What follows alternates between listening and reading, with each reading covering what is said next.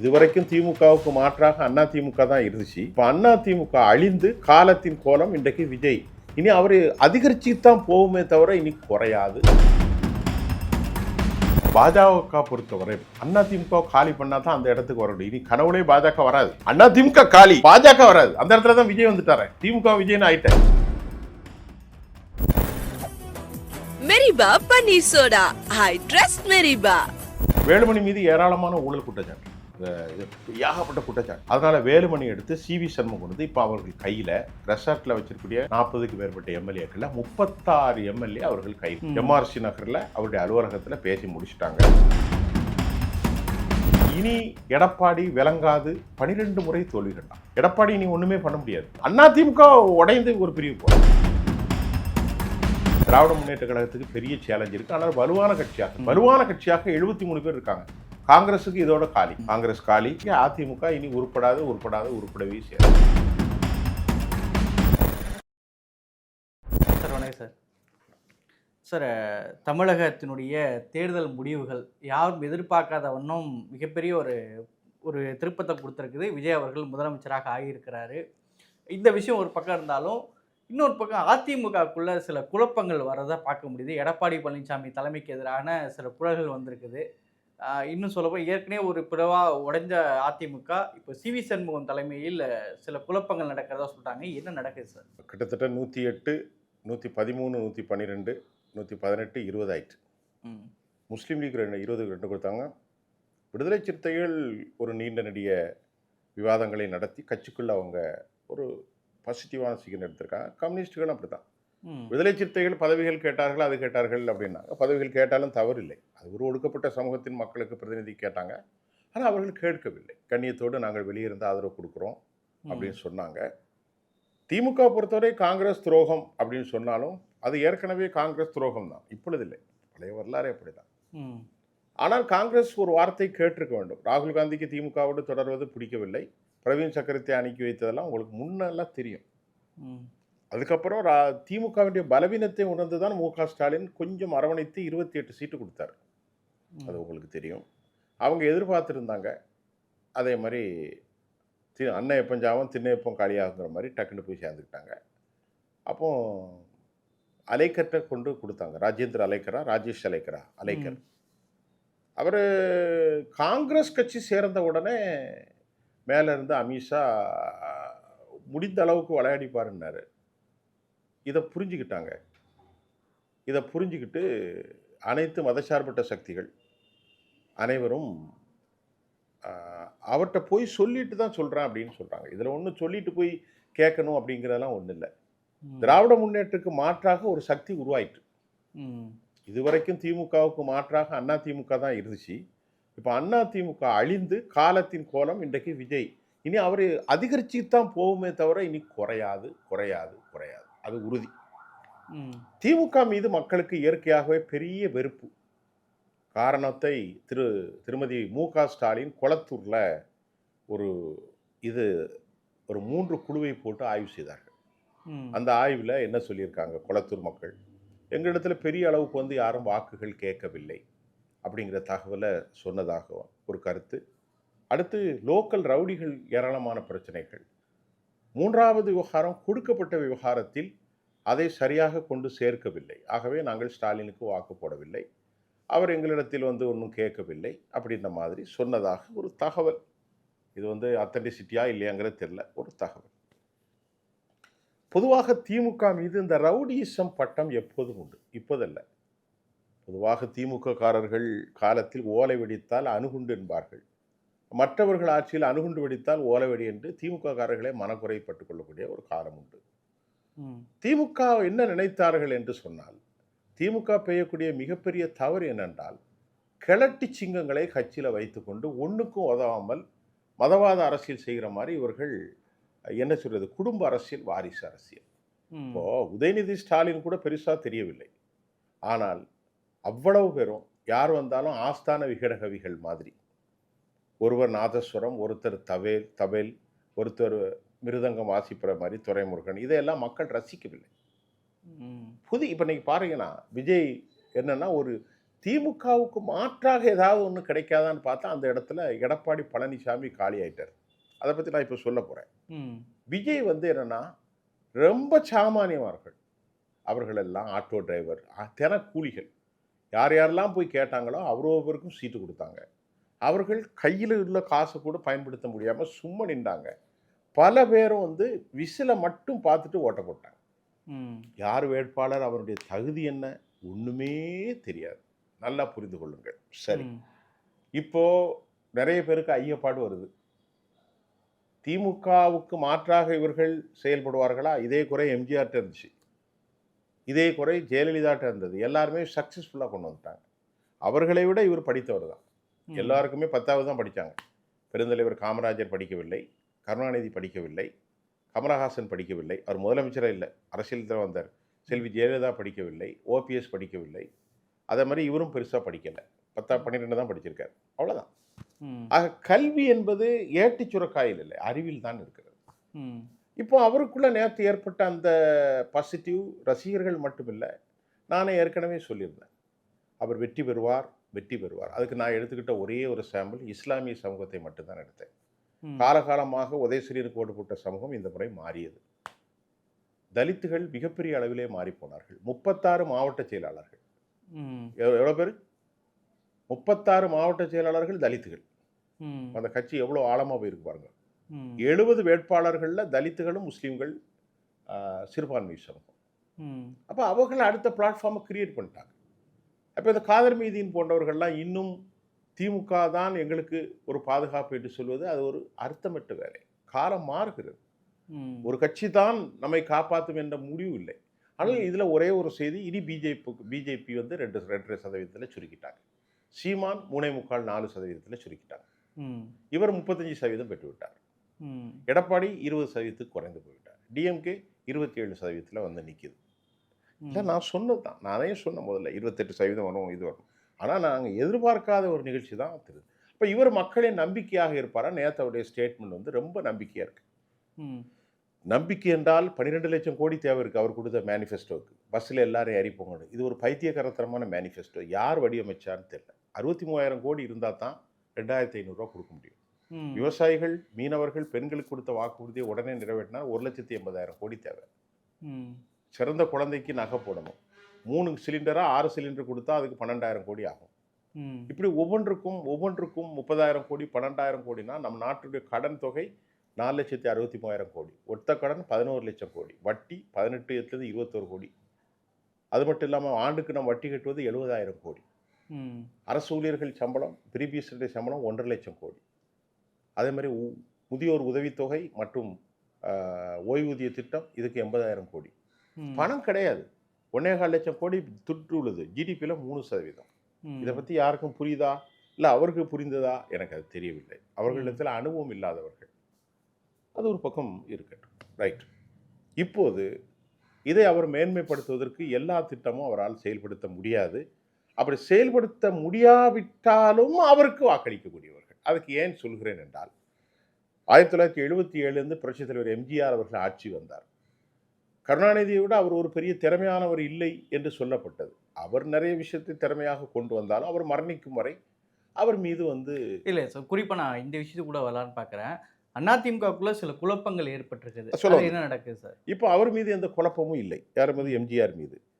இப்போ நாம் 2வது கொஸ்டின்ஸ்க்கு வந்துடும். முதலாவது, விஜய் இதெல்லாம் காரணங்களை வச்சு விஜய் ஒரு தலைவராக உருவாகிவிட்டார். நல்லா புரிஞ்சுங்க, விஜய் ஒரு தலைவராக உருவாகி விட்டார். அதில் மாற்றமே இல்லை. அவருடைய ஸ்டேட்மெண்ட்டு நேற்று ரொம்ப வைப்ரண்ட்டாக இருந்துச்சு. யாராவது தப்பாக ஆட்டையை போடணும்னு நினச்சேன்னா எராஸ் பண்ணியிருக்க மனசில் இல்லது, எனக்கு பணமே தேவையில்லை. இதெல்லாம் தட் ஷுட் பி மக்கள்கிட்ட பெரிய எஃபெக்ட் ஏற்படுத்தும்.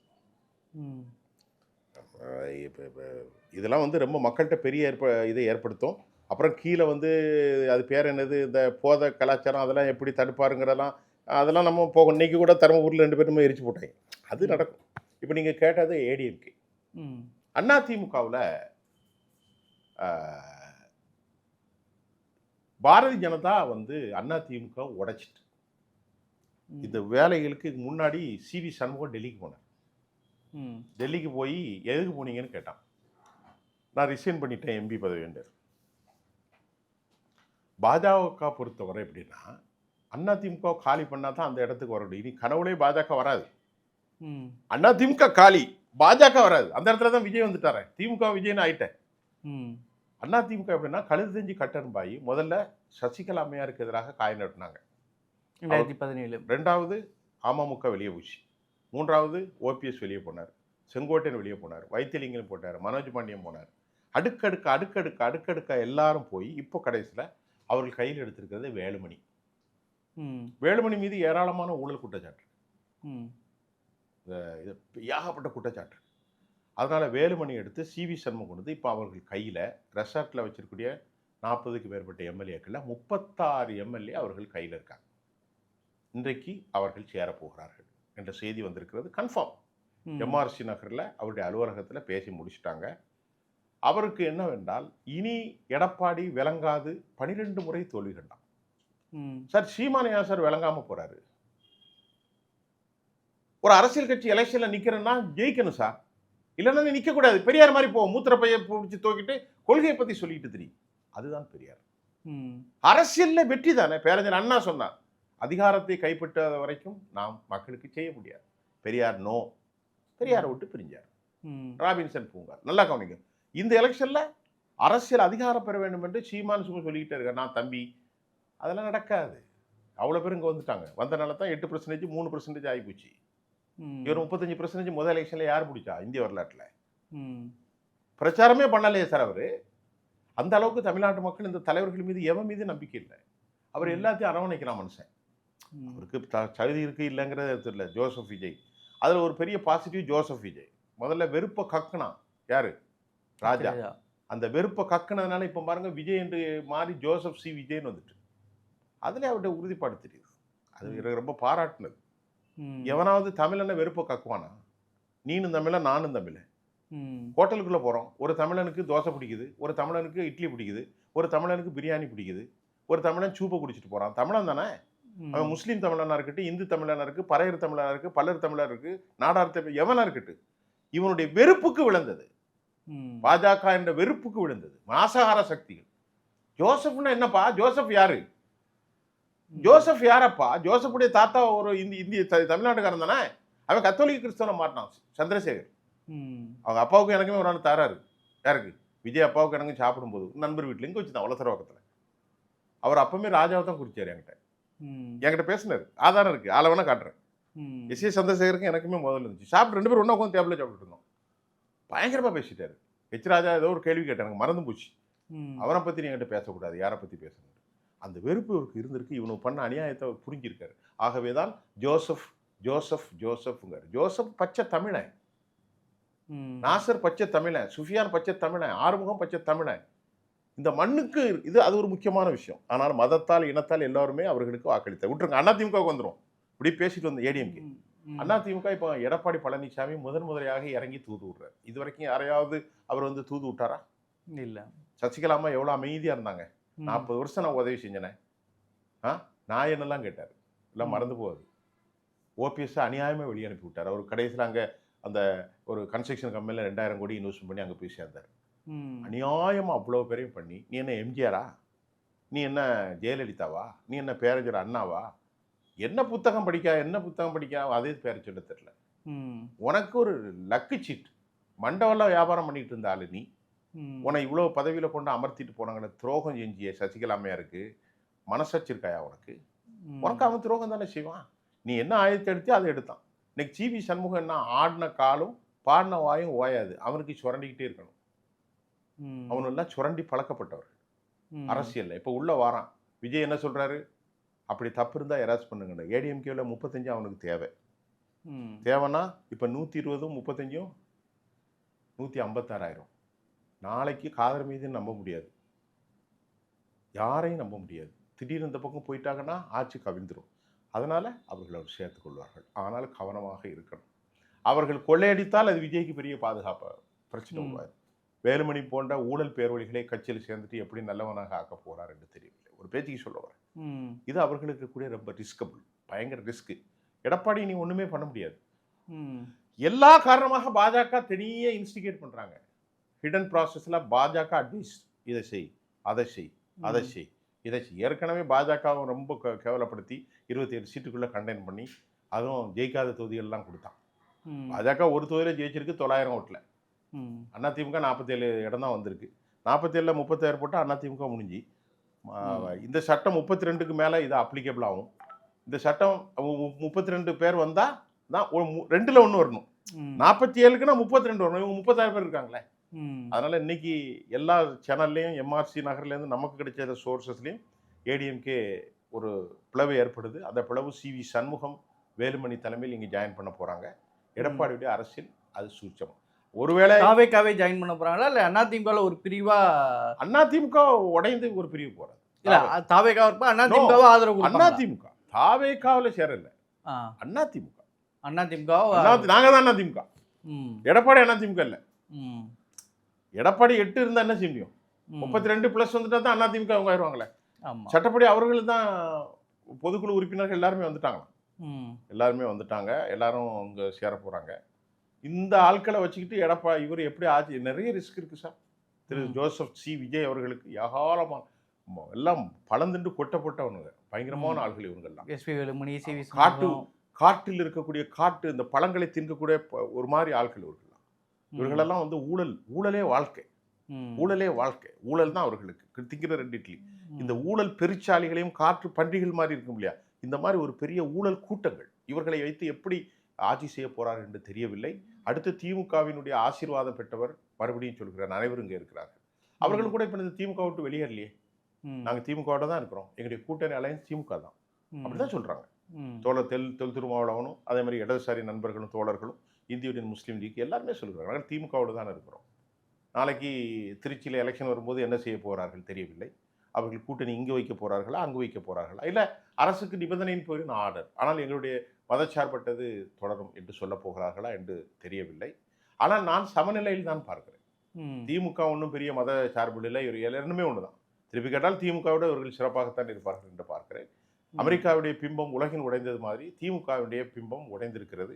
மைனாரிட்டியும் தலித்துகளும் பெரிய அளவில் வாக்களித்திருக்கிறார்கள். அவருடைய கொண்டு போக முறை. ஆனால் இதில் எனக்கு நம்பிக்கை இல்லை சார். எது இந்த பாலியல் பலாத்காரம் போதைக்கெல்லாம் ஸ்குவாடு போட்டிருக்க நம்பிக்கை இல்லை. அடிப்படை சட்டத்தை மாற்றும் வரைக்கும் அது விளங்கவே செய்யாது. சட்டம் இருக்க வேண்டும். சவுதி அரேபியா போன்ற நாடுகளில், இஸ்லாமிய நாடுகளில் அடிப்படை கட்டமைப்புகளை மாற்றும். System has to be change, மாற்றப்பட வேண்டும். அது வரைக்கும் சும்மா என்ன பண்ண முடியும், என்ன செய்ய முடியும்? டாஸ்மாக் குறித்து அவர் எதுவும் சொல்லவில்லை. டாஸ்மாகில் 50,000 கோடி வருமானம் வருகிறது. டாஸ்மாக் எடுத்தால் நாடு காலி. புரியுதா? அவர் ஒன்று செஞ்சிருக்கலாம், இது எதுவுமே அறிவிக்காமல் டாஸ்மாக் தூக்கிருக்கலாம். ஸ்குவாடை போட்டு கள்ளச்சாரம் எடுத்தவனுக்கு புதிய சட்டம் கொண்டு வந்திருக்கலாம். ஆனால் அவரை நான் வந்து ஒரு இன்எஃபிஷியண்ட்டாக பார்க்கல, அப்படி பார்க்கவே மாட்டேன். செல்வி ஜெயலலிதா அவர்களை போன்று நாலேஜ்ஃபுல் பர்சன் யாருமே கிடையாது. நம்ம அப்படி நம்ம கணக்கு போடக்கூடாது. என்ன தெரியும் கருணாநிதிக்கு? என்ன தெரியும்? கதை வசனம் எழுதத்தான் தெரியும். அப்புறம் சிறந்த ஆட்சியாளர்னு பேர் எழுந்தாரா? 55 வயசில் ஆனார் இப்போ காமராஜர். அவருக்கு என்ன தெரியும்? அவருக்கு தெரியும். அவரை மாதிரி அறிவாளி யார் இருக்கா? ராஜாஜியும் அறிவாளி, காமராஜும் அறிவாளி, கருணாநிதியும் அறிவாளி, ஜெயலலிதாவும் அறிவாளி, விஜயும் வருவார நாளைக்கு. எம்ஜிஆர் சாதாரணமானாலா? பெரிய அறிவாளி அவங்கெல்லாம். நமக்கு தெரியாது. நாம நினைக்கிறோம் பிஏ எம்ஏ எம்எஸ்சி படித்தாதான் அறிவாளின்னு நினைக்கிறோம். அப்படி இல்லை, அது தவறு. அதெல்லாம் ஒன்றும் இல்லை. இப்போ நான் சுவாலஜி படிச்சிருக்கேன்னு வைங்களேன், எனக்கு என்ன தெரியும்? என்டமாலஜி, ஈக்காலஜி, சைக்காலஜி, செல் பயாலஜி தெரியும் எனக்கு. அனாட்டோனமஸ் எம்ஏ படிச்சிருக்கேன்னா அதை பற்றி சயின்ஸ், டெக்னாலஜி, ஹிஸ்ட்ரி, அதெல்லாம் இல்லை. அறிவு என்பது ஒவ்வொரு துறைகள். சாதாரணமாக படிக்காத ஒருவர் தான் இன்றைக்கி உலகத்தில் சம்பாதிக்கிறாங்க. மிகப்பெரிய ஹோட்டல் நிறுவனத்தை நடத்தலையா? படிப்பறிவு இல்லாதவர்கள் நடத்தலையா? சொல்கிறேன். அதனால் அவர் பழகிக்கிடுவார், சூட்சமங்களையும் பழகிக்கிடுவார், எல்லாமே பழகிக்கிடுவார் என்று தான் பார்க்குறேன். ஒரு பாசிட்டிவ் எஃபெக்ட் மக்கள்கிட்ட இருக்குது. திராவிட முன்னேற்ற கழகத்துக்கு பெரிய சேலஞ்ச் இருக்குது. ஆனால் வலுவான கட்சியாக இருக்கிறார்கள். வலுவான கட்சியாக 73 பேர் இருக்காங்க. காங்கிரஸுக்கு இதோட காலி. காங்கிரஸ் காலி. காங்கிரஸ் என்ன நேற்று ஒரு பாசிட்டிவில் அவருக்கு திரு ராகுல் காந்தி வந்ததும் அவர்களுக்கு ஒரு நல்ல சமீட்சை தான். அடுத்தடுத்து தான் நம்ம எப்படி போகணும்னு பார்க்கலாம். இப்போ நீங்கள் கேட்ட கேள்விக்கு அதிமுக இனி உருப்படவே செய்யாது. முடிஞ்சு போச்சு, கதை முடிஞ்சுது. சரிங்க சார். அதிமுகக்குள்ள பல்வேறு குழப்பங்களே இருக்கு. நான் வந்து தனிப்பட்ட முறையில் சொல்லலை. அதிமுக வலுவான தலைவரே இல்லை, இப்போ இல்லை. 12 முறை எவன் தோத்தா எவன் இப்போ தான் இருப்பான் சார். 1 முறை தோத்தா இருப்பான், 2 முறை தோத்தா இருப்பான், 5 முறை தோத்தா இருப்பான் சார். 8 முறை, 10 முறை, 11 முறை பண்ணிடுறான். அவர் ரிசைன் பண்ணல. அவன் மனுஷன் அமெரிக்காவில் தோத்தல உடனே தொழில் 12 முறையும் ஒருத்தர் இருக்கான்னா அப்போ அது என்ன அர்த்தம்? சரிங்க சார். அதிமுகக்குள்ள என்ன நடக்குதுன்றதை பொறுத்து வந்து பார்க்கலாம். கருத்துக்கு நன்றி. மெரிபா பன்னீர் சோடா, ஐ ட்ரஸ்ட் மெரிபா.